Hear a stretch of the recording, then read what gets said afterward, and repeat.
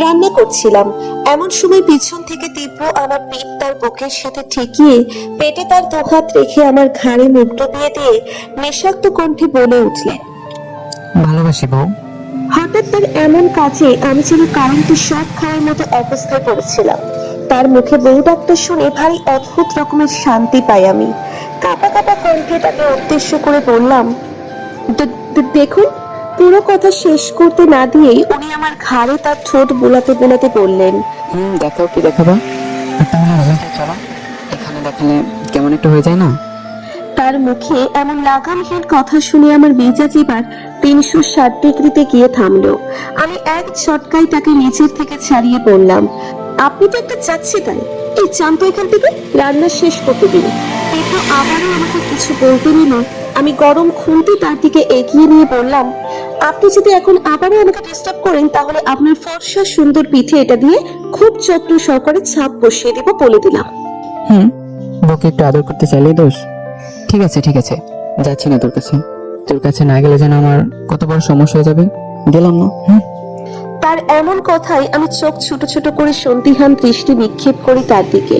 লোকটার এমন কথা কেমন যেন হজম হলো না আমার, কারণ এই লোকটা এত পরিমাণে অসভ্য লুচু হয়ে গেছে, বিয়ের পর থেকে যা বলে বোঝানো সম্ভব নয়। যাকে যা খুশি করুক, আমিও দেখবো কত সময় পারে এমন ভাবে থাকতে। আইছে বড় বড় কথার ছুরি নিয়ে। আমি মনে মনে কথাগুলো বিড়বিড়িয়ে চাই না আবারও রান্নার কাছে ধ্যান লাগাবো, অমনি তীব্র আমার গালে একটা ভালোবাসার পরশ এঁকে দিয়ে সিটি বাজিতে বাজিতে রান্নাঘর থেকে বেরিয়ে গেলেন।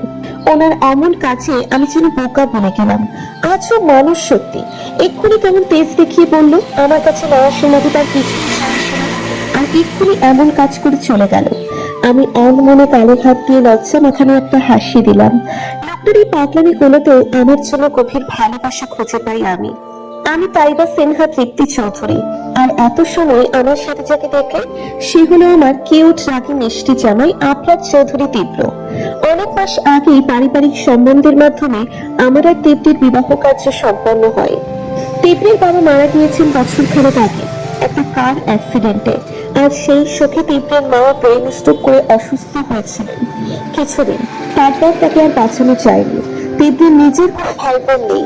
বিশাল সম্পত্তি আর একটা বড় মাল্টিমিডিয়া কোম্পানির মালিক ছিলেন তীব্রের বাবা। এখন সবকিছু তীব্রের নামে রয়েছে, আর কোম্পানির সম্পূর্ণ দেখাশোনাও সে নিজেই করে। তীব্রের সাথে এই বিশাল বাড়িতে আমরা দুজনেই থাকি। কাজের লোকও আছেন 7-8 জন। তাদের সকলের কাজ আলাদা আলাদা ভাবে বুঝিয়ে দেওয়া আছে। তীব্রের করা আদেশ আমার জন্য যে আমি ভালো হোক বা খারাপ যেমনই রাখতে পারি না কেন তেমনই রাখতে হবে আমাকে, আর আমার হাতে রান্না ছাড়া সে অন্য কোনো খাবার খাবে না। তাই এ বাড়িতে আসার পর থেকে ওনার জন্য সকল রান্না আমি আমার নিজের হাতেই করি। প্রথম প্রথম সমস্যা হতো খাবারের স্বাদে, যেমন কখনো লবণ ঝাল বেশি হতো, আবার কখনো একদম কম, কখনো সিদ্ধ বেশি হতো, আবার কখনো একদম কাঁচা কাঁচা লাগতো। কিন্তু তীব্র কখনোই সেসব নিয়ে আমাকে কোনো অভিযোগ দেয়নি, চুপচাপ খেয়ে নিত। আমি এসব খাবার খেতে পারবো না বুঝে আমার জন্য বাহির থেকে ভালো খাবার অর্ডার করে আনতো। বিয়ের পরদিন থেকে এখনো পর্যন্ত এমন একটা দিন কাটেনি যে আমি নিজের হাতে একবেলা ভাত উঠিয়ে খেয়েছিলাম, কারণ তীব্র আমাকে নিচু হাতে খাইয়ে দিতেন 3 বেলায়। সারাদিনে হাজার কাজের চাপ থাকলেও খাওয়ার সময় হওয়ার 15 থেকে 20 মিনিট আগেই তিনি বাসায় এসে উপস্থিত হতেন। প্রথম প্রথম তার এমন কাজে আমি অবাক না হয়ে পারতাম না। শুধুমাত্র আমার হাতের এই অর্ধসিদ্ধ খাবার খাওয়ার জন্য আর আমাকে নিজের হাতে খাইয়ে দেওয়ার জন্য তিনি তার সকল কাজকে উপেক্ষা করে চলে আসেন। আসলে পাগল একটা, কি অদ্ভুত সুন্দর তার ভালোবাসায় ঘেরা সকল কাজগুলো। প্রতিবারই আমায় খাওয়ানো শেষ করিয়ে আমার মুখ নিচু হাতে মুছে দিয়ে আমার কপালে একটা ভালোবাসার পরশ এঁকে দিয়ে তারপর খাবার টেবিল ছেড়ে উঠে যান উনি। সম্পর্কের এই কয়েক মাসে কখনো এই কাজগুলো করতে তার মিস হয়নি। আমাদের বিছানায় প্রথম দিন থেকে একটা বালিশে থাকে, কারণ বাসর রাতে তিনি আমার কপালে তার কপাল ঠেকিয়ে আমাকে উদ্দেশ্য করে বলেছিলেন, আজ থেকে আমাদের বিছানায় একটাই বালিশ থাকবে। আমি বালিশে মাথা রাখবো আর তুমি আমার বুকে মাথা রাখবে। তোমাকে আমার বুকে জড়িয়ে নিয়ে দিয়ে প্রতি রাতে আমার শান্তি না সুখে ঘুমাতে চাই। তার এমন কথায় আমি বেশ লজ্জায় পড়ে গিয়েছিলাম। ইস, প্রথম রাতে এভাবে এত এত ভালোবাসার রুলস তিনি আমাকে ধরিয়ে দিলেন। তারপর থেকে প্রতি রাতেই আমি তার বুকে মাথা রাখতে তিনি আমাকে আষ্টে পৃষ্ঠে তার বুকের সাথে জড়িয়ে নিয়ে ঘুমিয়ে যেতেন। প্রথম প্রথম একটু অস্বস্তি বোধ করছিলাম, তবে পরবর্তীতে যখন তার করা সকল পাগলামি, খুনসুটি, আদর, হঠাৎ জড়িয়ে ধরা, খাইয়ে দেওয়া, প্রচুর কেয়ারনেস, সবকিছুর মাঝে ভালোবাসা নামক অদ্ভুত সুন্দর জিনিসটি খুঁজে পেয়েছিলাম, তখন তার মাঝে আমি আমাকে খুঁজে পেয়েছিলাম। তাকে অনেক বেশি ভালোবেসে ফেলেছিলাম আমি। ভাবনার জগৎ থেকে বেরিয়ে রান্নার কাজ শেষ করে সব খাবার ডাইনিং টেবিলে রেখে রুমে চলে এলাম। দেখলাম তীব্র তার ল্যাপটপে কোনো একটা কাজ নিয়ে গভীর মনোযোগী।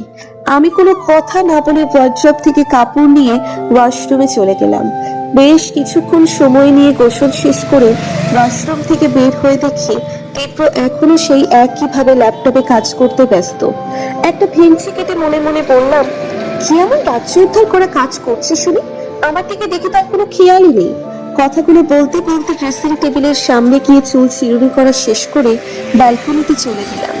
বাহিরের দিকে দৃষ্টি নিক্ষেপ করে রেখেছিলাম।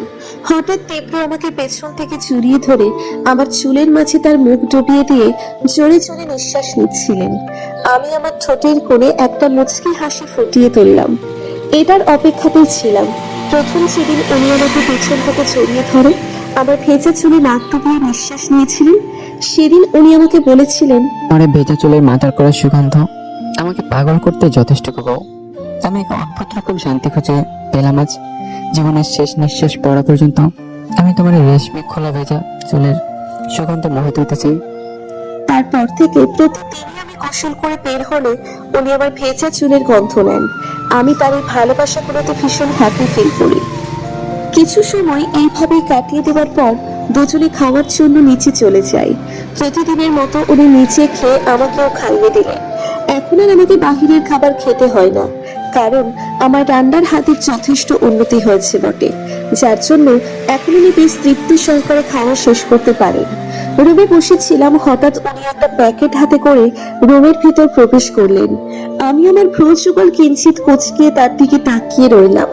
তারপর প্রশ্নসিক্ত কণ্ঠে তাকে জিজ্ঞেস করে বললাম, কি আছে ওই প্যাকেটে? খুলে দেখো। আমি ওনার হাত থেকে প্যাকেটটা নিয়ে খুলে ফেললাম। খোলার পর ভেতরে লক্ষ্য করতেই দেখলাম একটা খয়েরি রঙের সিল্ক জর্জেটের অপূর্ব সুন্দর শাড়ি রাখা। শাড়িটা বের করে মুখে একরাশ খুশির ছাপ ফুটিয়ে তীব্রের দিকে তাকাতে উনি আমাকে উদ্দেশ্য করে বললেন, এটা করে সুন্দর করে সেজে রেডি হয়ে থেকো, সন্ধ্যার পর তোমার জন্য একটা সারপ্রাইজ অপেক্ষা করছে বউ। আমি অবাক দৃষ্টিতে তাকিয়ে আছি তার দিকে। কি আবার সারপ্রাইজ প্ল্যান করলেন উনি? উফ, আমার তো এখন সেটা জানতে মন কেমন কেমন করছে। আর উনি তো আমাকে তার কোনো ইঙ্গিতও দিবেন না জানি। সারপ্রাইজ দিবেন সে কথা এত তাড়াতাড়ি না জানালেই তো পারতেন।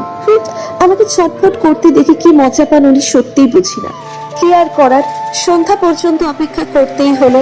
তীব্রের দেওয়া সেই খয়েরি রঙের সিল্ক শাড়িটা পরতে আমার প্রচুর বেগ পেতে হয়েছিল অবশ্য, কিন্তু ম্যানেজ করে পেন সেট আপ করে পরে ফেলেছিলাম। শাড়ির সাথে ম্যাচিং করে জুয়েলারি, গাঢ় খয়েরি লিপস্টিক, চোখে গাঢ় গাঢ় কাজল আর কপালে কালো রঙের ছোট্ট একটা টিপ। ব্যাস আমার সাজ কমপ্লিট। কিছু সময় পর তীব্র রুমে প্রবেশ করলেন। আমি পিছন ফিরে তাকে দেখেই এক দফা ক্রাশ খেয়ে গেলাম। উফ, আমার জামাইটাকে আজ এত কিউট লাগছে কি বলবো। সাদা শার্ট, উপরের দুটো বাটন খোলা, পশমযুক্ত বুকের কিছু অংশ দেখা যাচ্ছে।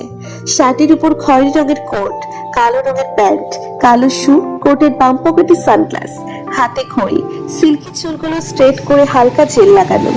মোহনীত তার শরীরের পারফিউমের সুবাস আমাকে শেষ করে দিতে যথেষ্ট। আমি এক ধ্যানে তার দিকে তাকিয়ে আছি দেখে উনি আমার কাছে এগিয়ে এসে আমার চোখের কোণ থেকে অল্প কাজল নিজের আঙ্গুলে ছুঁয়ে নিয়ে আমার কানের পেছনে লাগিয়ে দিয়ে বললেন, মাশাআল্লাহ, আমার মিষ্টি বউটাকে তো আজ পরীর মতো সুন্দর লাগছে। তার এমন কথা আমার কান পর্যন্ত পৌঁছতেই লজ্জায় আমার গাল দুটো ব্লাশিং করতে শুরু করেছিল। উনি একটা টেডি স্মাইল দিয়ে ওনার বুকের বাপাশে একটা হাত রেখে আমাকে উদ্দেশ্য করে বললেন, হায় মে মার যাবা বউ, এইভাবে ব্লাশিং করো না। আমি তো এখনই তোমার নিচে পাগল হয়ে যাচ্ছি, এরপর তো নিজেকে কন্ট্রোল করা মুশকিল হয়ে পড়বে। আর এমন লাগামহীন কথায় আমি যেন লজ্জায় মাটিতে মিশে যাওয়ার পরিস্থিতিতে পড়েছিলাম। লোকটা না আসলে যাচ্ছে তাই আমাকে শুধুই লজ্জা দেন। আমি মাথা নিচু অবস্থাতেই তাকে বললাম, কি যেন সারপ্রাইজ দেবেন? সেই জন্য তো আজ এত আয়োজন। আচ্ছা ওয়েট। বলেই পকেট থেকে উনি ওনার রুমাল বের করলেন। তারপর আমার পিছনে এসে দাঁড়িয়ে চোখ বাঁধতে নিলেন। আমি বললাম, চোখ বাঁধছেন কেন? সারপ্রাইজ তো সারপ্রাইজই, সঠিক সময় না হলে তো দেখা যাবে না আগেই। এখন চলো তবে। কথা শেষ করেই উনি এক ঝটকায় আমাকে ওনার কোলে তুলে নিলেন। সঙ্গে সঙ্গে আমি ওনার গলা জড়িয়ে ধরলাম আর ওনার বুকে মাথা রাখলাম। বেশ কিছু সময় পর উনি আমাকে কোথায় যেন এনে কোল থেকে নামিয়ে দিলেন। তারপর চোখ থেকে রুমালের বাঁধনটা খুলে দিলেন। আমি পিটপিট করে চোখ মেলে সামনে তাকাতেই ভীষণ অবাক হয়ে গেলাম। খুশির ছাপ আমার চোখে মুখে ফুটে উঠেছে ইতিমধ্যে। ইস, এত সুন্দর করে সাজানো সামনের পুরো অংশটিতে আমার পছন্দের কাঠগোলাপ ফুলের সমারোহ, তার মাঝে বড় একটা লাভ রাখা যেখানে লেখা ছিল হ্যাপি ম্যারেজ অ্যানিভার্সারি বউ। আমি পিছন ফিরে তীব্রের দিকে তাকাতেই দেখি উনি হাঁটু ভেঙে আধবসা অবস্থায় আছেন, আমার সামনে এক রাশ কাঠগোলাপ দিয়ে বানানো ফুলের তোড়া নিয়ে। আমি মুগ্ধ নয়নে তার দিকে তাকিয়ে আছি। উনি বলতে শুরু করলেন, প্রথম যেদিন তোমায় দেখতে গেছিলাম, সেদিন প্রথম থেকে তোমার এই মায়াবী চেহারা মায়া আমার আষ্টে পৃষ্ঠে জড়িয়ে নিয়েছিলে তুমি। সারা জীবন তোমার এই মায়া আমাকে আহত করে রাখবে তো। তোমার হাতে রান্না খাওয়ার সুযোগ সারাটা জীবন ধরে পেতে চাই, দেবে তো আমার সেই সুযোগ। আমার বুকে মাথা রেখে যখন তুমি ঘুম পরিদেশে হারিয়ে যাও, তখন আমি আমার বুকের মাঝে অদ্ভুত রকমের শান্তি খুঁজে পাই, যে আমাকে নিশ্চিন্তে ঘুমাতে দেয়। সারা জীবন আমার বুকে মাথা রেখে আমাকে সেই শান্তিতে ঘুমাতে দেবে তো। তোমাকে অনেক বেশি বেশি ভালোবাসার সুযোগ শেষ পর্যন্ত দেবে কি বউ? ওনার সব ভালোবাসার আবদারের কথা শুনে আমার চোখ দিয়ে ঝরঝর করে পানি ঝরছিল। এই কান্না সুখের কান্না। কেউ কাউকে এত বেশি ভালোবাসতে পারে, ওনাকে না দেখলে বুঝতে পারতাম না কখনো।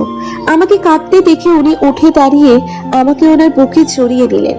আমিও ওনার বুকে মাথা রেখে শক্ত করে ওনাকে নিজের সাথে জড়িয়ে নিলাম আর বললাম, আমি তো সম্পূর্ণই আপনার, সারা জীবনের জন্য আপনার। তাই আমার উপর আপনার সম্পূর্ণ অধিকার আছে, ভালোবাসার অধিকার।